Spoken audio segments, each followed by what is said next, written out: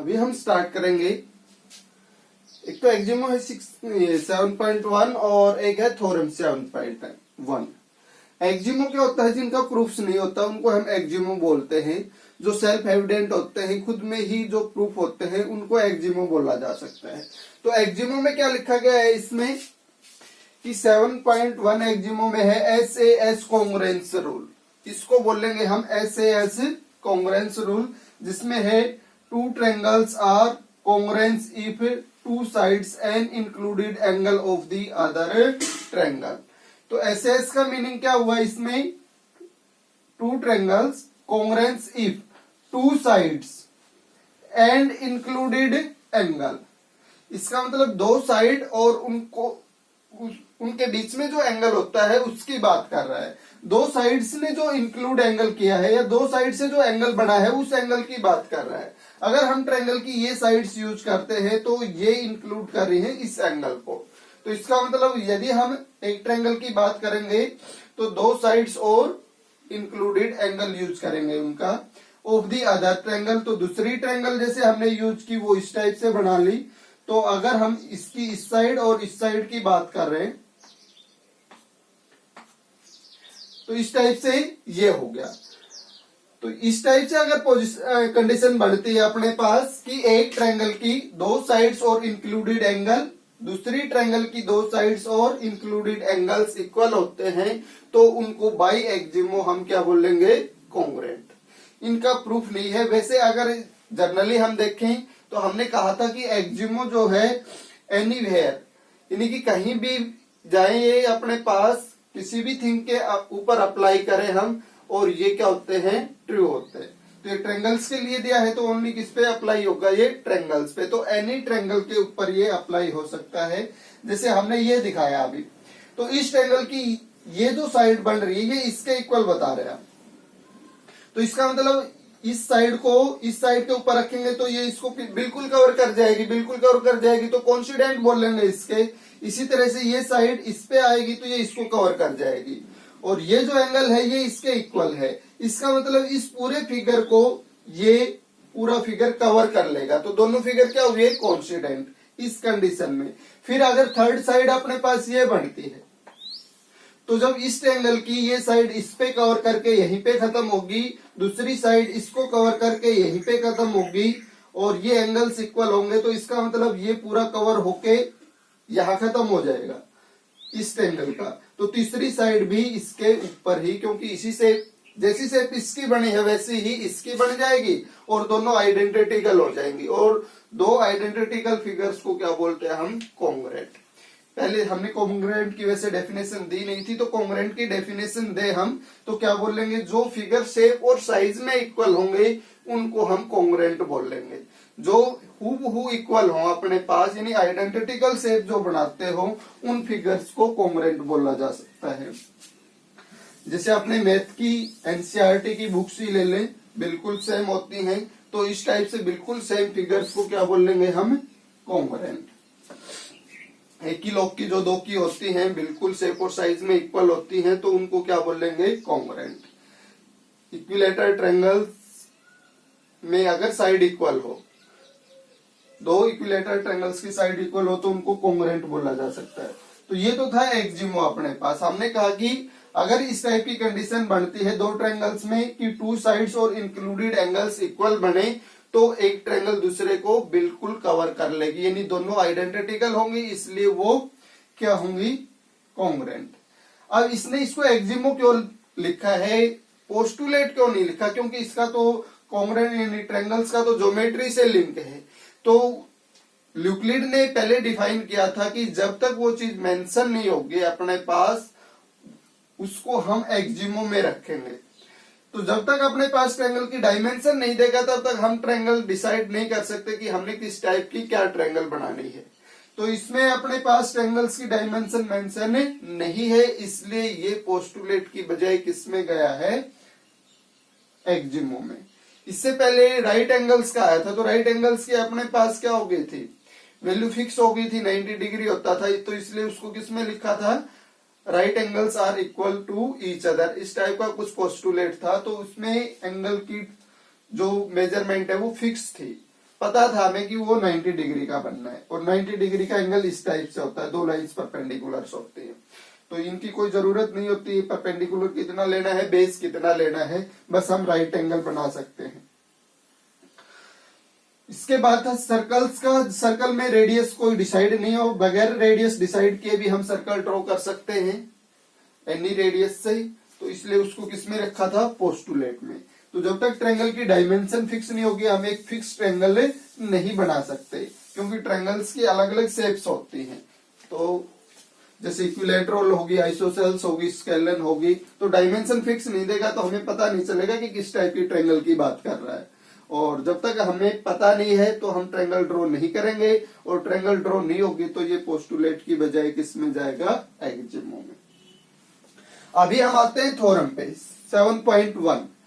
इस एक्जिमो को यूज करके हम इस थ्योरम का प्रूफ देंगे। तो एक्जिमो और थ्योरम में जो डिफरेंस है वही क्या है, वो क्या है अपने पास, किसका है डिफरेंस, इसमें प्रूफ का ही।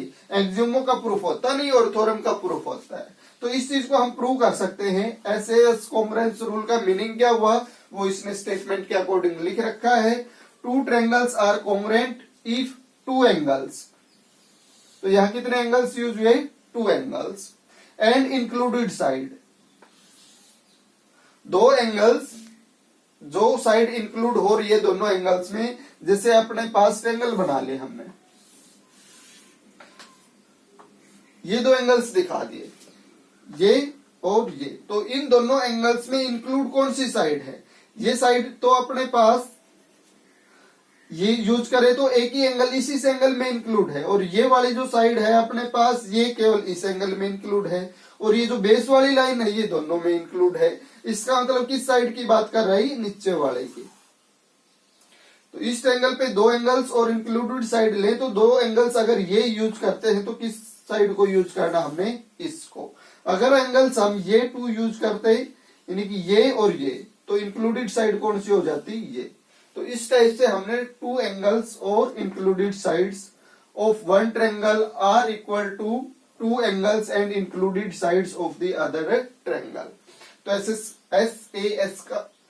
एएसए का मीनिंग क्या हुआ, टू एंगल्स और इंक्लूडेड साइड, इसका मतलब हो गया एएसए। तो इसमें हमें दो ट्रायंगल्स लेने हैं, और दोनों ट्रायंगल्स में कंडीशन किस टाइप की होनी चाहिए, टू एंगल्स और इंक्लूडेड साइड्स इक्वल है, और हमने उनको कॉन्ग्रुएंट प्रूव करना है। तो इसका नाम दे दिया हमने ट्रायंगल एबीसी, और दूसरी ट्रायंगल ली उसको नाम दे देते हैं डीईएफ।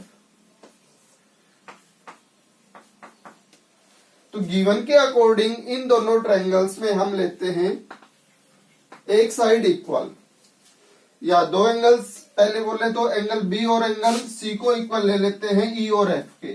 तो गिवन के अकॉर्डिंग हम लेते हैं angle B equal to angle E and angle C is equal to angle F. तो बी और सी ये दो अपने पास एक ही ट्रायंगल के एंगल है, तो इनको इंक्लूड करने वाली साइड कौन सी होगी, बीसी। इसका मतलब ऊपर वाली प्रॉपर्टी के अकॉर्डिंग बीसी को इक्वल लेना है, ई और एफ को इंक्लूड करने वाली साइड ईएफ के। Then we need to prove that triangle ABC congruent triangle DEF. Then we need to prove that triangle ABC congruent triangle DEF. ये जो साइन है अपने पास ये कॉन्ग्रुएंट का है, नीचे इक्वल टू और ऊपर ये जो है सिमिलर साइन होता है। तो ये दोनों साथ यूज होते हैं तो कॉन्ग्रुएंट का साइन बनता है। ये क्या बोला जाएगा, कॉन्ग्रुएंट। ये कॉन्ग्रुएंट का सिंबल है अपने पास triangle ABC congruent triangle D E F. जब दो ट्रायंगल्स को हम कॉन्ग्रुएंट के सिंबल के साथ लिखते हैं तो उनके कोरस्पोंडिंग पार्ट्स इक्वल होने चाहिए। इसका मतलब फर्स्ट पॉइंट ए है इसमें, तो ए एंगल डी के इक्वल होना चाहिए, तभी ए अगर फर्स्ट पॉइंट बन रहा है तो डी इसमें फर्स्ट पॉइंट बनेगा। अगर ए के इक्वल है तो ए फर्स्ट पॉइंट बनाया हमने, तो इसमें ए ई के इक्वल होता तो ई फर्स्ट पॉइंट बनता। अभी बी जैसे इसमें बी किसके इक्वल दिया था गिवन के अकॉर्डिंग ई के, तो बी और ई दोनों कोरस्पोंडिंग होने चाहिए, यानी बी ने अगर सेकंड पोजीशन ली है तो ई भी सेकंड पोजीशन ही लेगा अगर बी ई के इक्वल है। सी एफ के इक्वल है तो सी ने इसमें थर्ड पोजीशन ली है तो एफ भी कौन सी पोजीशन लेगा, थर्ड, अगर सी एफ के इक्वल है। तो ये इस टाइप से कोरस्पोंडिंग पार्ट्स बोले जाएंगे अपने पास, और कोरस्पोंडिंग पार्ट्स इक्वल होंगे कॉन्ग्रुएंट ट्रायंगल्स में।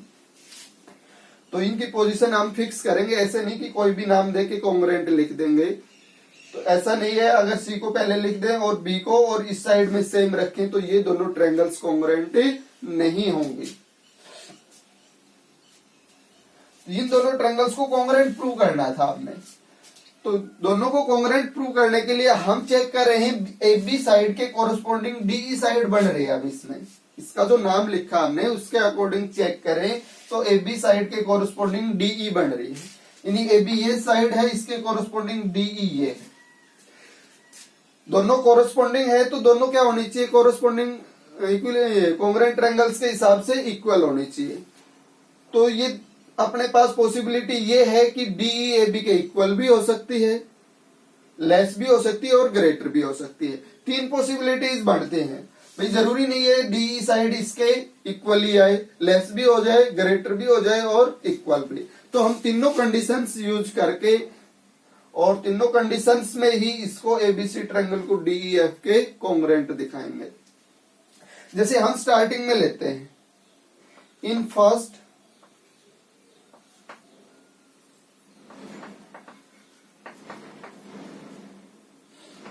Case if AB is equal to DE, AB को हमने किसके मान लिया, DE के इक्वली बन रही है, देन AB किसके इक्वल हो गया, DE के, BC किसके इक्वल हो गया, EF के। ये तो गिवन था, ये तो हमने फर्स्ट केस में लिया है कि AB DE के इक्वल बन जाए तो ये दोनों कॉन्ग्रुएंट होंगे कि नहीं होंगे। तो AB को DE के इक्वल ले लिया, गिवन के अकॉर्डिंग BC EF के इक्वल था, और एंगल जो B है वो किसके इक्वल के दे रखा था, एंगल E के। तो ये चीज हमने किसके अकॉर्डिंग ली है, गिवन के अकॉर्डिंग, ये चीज भी गिवन के अकॉर्डिंग, और ये हमने लेट किया था उसके अकॉर्डिंग। ठीक है, अब यहां से कौन सा रूल बन गया, AB और BC पहले ट्रायंगल की ये दो साइड यूज की है, AB और BC। तो इन दोनों को इंक्लूड, इन दोनों के इंक्लूडेड एंगल की बात करें हम तो B बनता है, B एंगल यूज हो रहा है इसमें। फिर हमने DE और EF लिए हैं, DE और EF, तो इनका इंक्लूडेड एंगल E बन रहा है, E ही लिया है। तो इसका मतलब इन दोनों ट्रायंगल्स में जब हम बात कर रहे हैं तो दो साइड और इंक्लूडेड एंगल्स इक्वल आ रहे हैं, यहां से इन तीनों से कंपेयर करवाएं तो जैसे इसको फ्रॉम फर्स्ट, सेकंड और थर्ड, तो दो साइड और इंक्लूडेड एंगल्स इक्वल हो तो ट्रायंगल्स को क्या बोल सकते हैं, कॉन्ग्रुएंट। तो from 1, 2 and 3, to sides and included angles equal होने के कारण ट्रायंगल ABC कॉन्ग्रुएंट बोली जाएगी ट्रायंगल DEF के, किससे, बाई SAS एक्जिमो से। ये एक्जिमो क्या कह रहा था कि दो साइड्स और इंक्लूडेड एंगल्स इक्वल हो तो ट्रायंगल्स कॉन्ग्रुएंट होती हैं। इसका मतलब अगर AB के DE इक्वल बनती है तो ये दोनों ट्रायंगल्स कॉन्ग्रुएंट प्रूव हो जाएंगी SAS एक्जिमो से। इसके बाद दूसरी कंडीशन लेते हैं,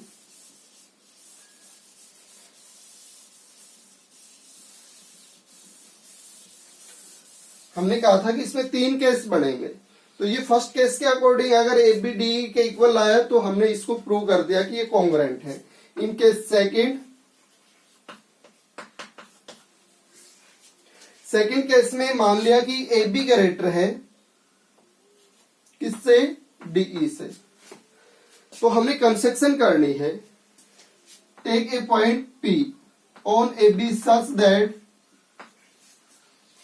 तो इसमें हमने कंसेक्शन की,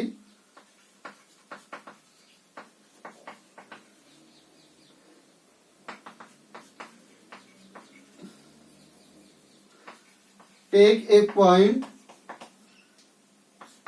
P on AB such that condition क्या हो पी की कि बी से पी तक की लेंथ इक्वल आ जाए डीई के। अगर ये अपने पास ग्रेटर है बी तो इसका ग्रेटर पार्ट एपी हमने इसमें से हटा लिया और बीपी तक हमने मान लिया कि ये डीई के इक्वल है। तो जितनी ये ग्रेटर थी वो हटा दी हमने ए से पी। अब हम इन दोनों ट्रायंगल्स को कंपेयर करवाएं। इन ट्रायंगल बी या P B C and triangle D E F. तो पी से बी जो है अपने पास इक्वल बनी है डीई के कंस्ट्रक्शन से, डीई के बाय कंस्ट्रक्शन। इसका रीजन दे दिया पी से बी क्यों हुई। बी से सी गिवन के अकॉर्डिंग इक्वल दे ही रखी थी ई एफ के। दो साइड्स यूज की हैं तो दोनों साइड्स को इंक्लूड करने वाला एंगल कौन सा होगा जो दोनों में कॉमन पॉइंट दिख रहा है बी। पी बी और बीसी के बीच में इंक्लूडेड एंगल कौन सा होगा बी। तो यहां से एंगल बी और यहां से इंक्लूडेड एंगल दोनों में जो कॉमन पॉइंट बन रहा है ई, यानी डी और ई एफ। डी और ई एफ के बीच में जो इंक्लूडेड एंगल है वो है ई। तो बी एंगल ई के इक्वल गिवन के रीजन से ही है। ये ऊपर हमने स्टार्टिंग में ही दे रखा था कि बी एंगल ई के इक्वल है। फिर से यहाँ पे वही कंडीशन बन गई एस ए एस वाली, दो साइड्स और इंक्लूडेड एंगल इक्वल। तो ये दोनों ट्रायंगल्स कॉन्ग्रुएंट बोली जा सकती हैं। तो this implies triangle P B C congruent बन जाएगी ट्रायंगल डी ई एफ के। अगर ये कॉन्ग्रुएंट है तो अपने पास कोरस्पोंडिंग एंगल्स क्या होने चाहिए इक्वल। तो पीबीसी में जो सी एंगल बनेगा वो क्या बोला जाएगा पीसीबी। पीसीबी इक्वल आएगा किसके, इस एंगल के एफ एंगल के, क्योंकि इस साइड में तो एक ही एंगल हमने शो कर रखा है एफ एंगल के। और गिवन के अकॉर्डिंग कंप्लीट सी एंगल किसके इक्वल है एफ के। तो इसको हम ऊपर लिख लेते हैं एक बार, शायद नीचे दिखाई नहीं दे।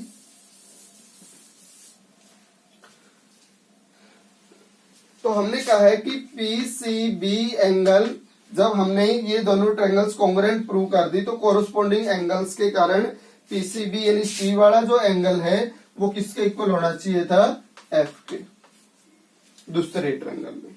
और गिवन के अकॉर्डिंग एंगल सी किसके इक्वल है एंगल एफ के। तो इस एंगल पे आए हम तो ये दोनों चीजें एक ही चीज के इक्वल होगी। ये वाली दोनों एफ के इक्वल आ रही है तो आपस में क्या होनी चाहिए इक्वल। तो दिस इंप्लाइज पीसीबी जो एंगल है वो किसके इक्वल आना चाहिए एंगल सी के। पीसीबी एंगल कौन सा हुआ ये वाला, और सी एंगल कौन सा हुआ ये वाला। ये दोनों एंगल्स फिगर के अकॉर्डिंग इक्वल नहीं है ना अभी।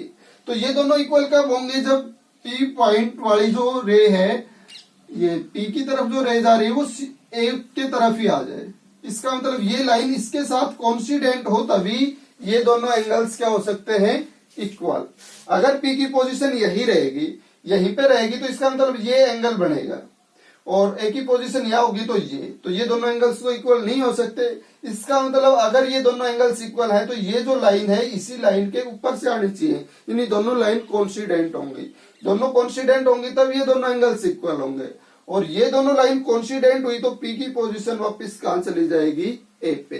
तो अगर ये दोनों एंगल्स इक्वल हमने प्रूव कर दिए हैं तो इसका मतलब सो पी एंड सी पॉइंट्स कॉन्स्टिडेंट। तो ये दोनों क्या हुए कॉन्स्टेंट हुए। तो इसका मतलब जो बी से पी बन रहा था, पी एंड ए बोलना था ना हमने, P and A points. P किसकी पोजीशन लेगा ए की, तो ये दोनों एक ही पॉइंट बन रहे हैं। इसका मतलब पी से बी बोल रहे या ए से बी बोल रहे, बी ए या ए बी जो भी है, जो भी लिखो कोई दिक्कत नहीं इसमें। बी से पी तक की या बी से ए तक की दोनों डिस्टेंस क्या हुई यहां से इक्वल। तो हमने पी से बी किसके इक्वल मानना था डीई के, तो ए से बी भी किसके इक्वल बनेगा फिर इसमें डीई के। अगर दोनों पॉइंट्स कोइंसिडेंट हो जाते हैं तो पीबी ए बी के ही इक्वल होगी और ए बी फिर डी के इक्वल प्रूव हो जाएगी। तो ये दोनों साइड्स क्या हो जाएंगी फिर इक्वल और दोनों ट्रायंगल्स कॉन्ग्रुएंट होंगे। यानी कि अगर ऐसी कंडीशन है कि एक साइड और उसके इंक्लूडेड दो एंगल्स या दो एंगल्स उनके इंक्लूडेड साइड्स इक्वल होती हैं तो ये कोरस्पॉन्डिंग साइड्स हमेशा क्या प्रूव हो जाएंगी इक्वल। तो फर्स्ट में तो इक्वल लेके ही चले थे, इसमें हम इसको इससे ग्रेटर लेके चले ए बी को डी से, और उसके बाद भी हमने जब इसकी कैलकुलेशन की तो सिंप्लीफिकेशन में ये रिजल्ट आया कि ए बी इक्वल ही बनेगी किसके डीई की, ग्रेटर नहीं बनेगी। इसी टाइप से अगर इसको लेस लेके चलेंगे हम तो भी अपने पास कंडीशन क्या प्रूव हो जाएगी कि ए बी इक्वल ही बनेगी डीई के। केस थर्ड को अगर आप प्रूव करना चाहते हो तो थर्ड में क्या लेंगे, in case third A B लेस ली गई है डीई से, तो अब की बार कंस्ट्रक्शन किसमें हुई थी, ट्रायंगल एबीसी में। अब कंस्ट्रक्शन क्या किसमें करेंगे हम, इसमें। अगर इसकी ग्रेटर है तो जितनी ग्रेटर है वो पार्ट इसका ऊपर छोड़ देते हैं, और अब की बार हम एंड पॉइंट ले लिया जैसे हमने इस पे। तो कंस्ट्रक्शन अब की बार किसमें करेंगे, जिस ट्रायंगल में ग्रेटर साइड बन रही है।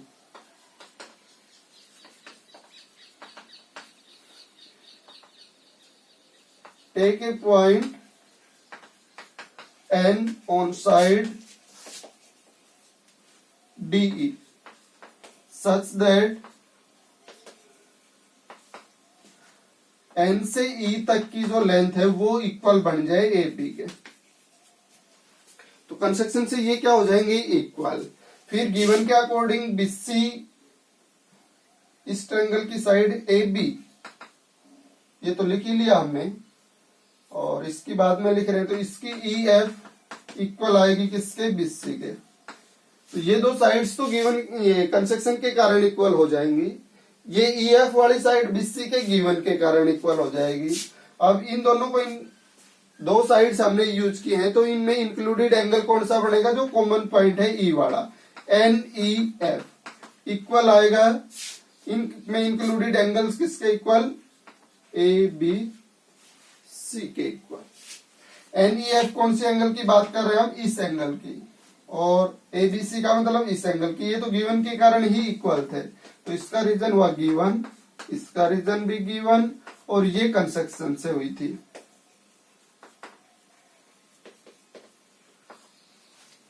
तीन चीजें होगी इक्वल। यहां से चेक करें तो दो साइडें हैं और उसमें इंक्लूडेड एंगल, दो साइड्स और इंक्लूडेड एंगल। ये ट्रायंगल कौन सी को रिप्रेजेंट कर रहा है, N E F, triangle N E F, और ये किन को रिप्रेजेंट कर रहा है, triangle A B C.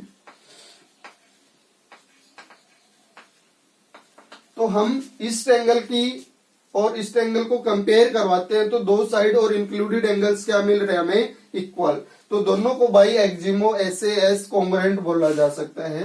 This implies triangle N E F congruent prove हो जाएगी ट्रायंगल ए बी सी के। अगर दोनों ट्रायंगल्स कॉन्ग्रुएंट होगी तो कोरस्पोंडिंग एंगल्स क्या होंगे फिर, इक्वल। तो इसका मतलब इसमें जो ई पॉइंट पे ये जो एफ पे बनेगा उसको क्या बोलेंगे, एन एफ ई इक्वल आएगा एफ वाला कौन सा, ये वाला एंगल। अब की बार इसमें कंस्ट्रक्शन नहीं है, इसका मतलब ये एंगल किसके इक्वल बनेगा फिर इसमें, इसके कोरस्पोंडिंग सी के। और गिवन के अकॉर्डिंग सी एंगल किसके इक्वल था, angle F, complete angle F बोल सकते हैं हम। तो कंप्लीट एंगल एफ को क्या लिखते हैं, डी एफ ई इक्वल था एंगल सी के। इसको फर्स्ट और इसको सेकंड।